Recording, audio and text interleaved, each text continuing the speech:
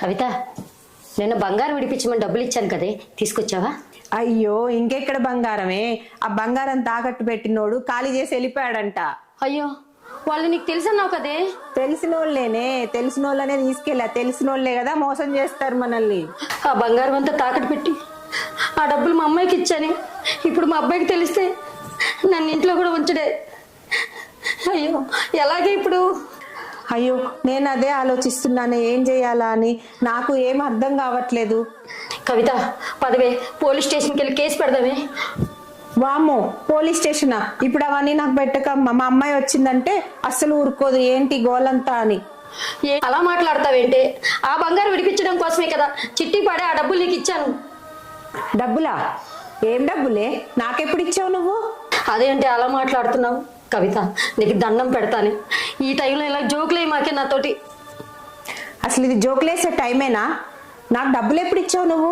అసలు ఏం మాట్లాడుతున్నావు? నీకేమైనా అర్థమవుతుందా? కవిత, నిన్ననే కదా నీకు 3,80,000 ఇచ్చాను. వామ్మో, 3,80,000? ఎప్పుడు ఇచ్చావు నువ్వు నాకు? నీకేమైనా పిచ్చెక్కిందా? ఫ్రెండ్ అని నమ్మితే నన్ను ఇంత మోసం చేస్తావా? ఉండి నీ మీద పోలీస్ కేసు పెడతాను. ఏం పెడతావు పోలీస్ కేసు? సాక్ష్యాలు ఉన్నాయా నీ దగ్గర? కవిత, అలా మోసం చేయకే. ఎంతో కష్టపడి తీసుకొచ్చానే నేను. ఆగు, నీ కొడుక్కి ఫోన్ చేస్తా, మా ఇంటికి వచ్చి గొడవ చేస్తున్నావని. మోసం చేసిందే కాకుండా నా కొడుక్కి చెప్తావా? అంత పని చెయ్యి మాకే. దయచేసి నీకు దండం పెడతానే. నా బిడ్డ వచ్చే టైం అయింది, వెళ్ళి. ఇంకా డబ్బులు ఇచ్చిందంట, డబ్బులు నడు. ఇంకా ఫ్రెండ్ అని నమ్మితే ఇంత మోసం చేసింది. ఆ దేవుడు కూడా నిన్ను క్షమించడే. అబ్బో, ఆ బంగారంలో కమిషన్ మిగిలింది, ఇక్కడ నాకు 3,80,000 మిగిలాయి.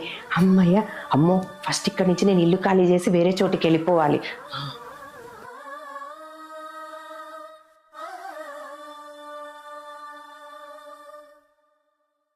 ఈ కథ కేవలం కల్పితం మాత్రమేనండి, ఎవరిని ఉద్దేశించింది కాదు.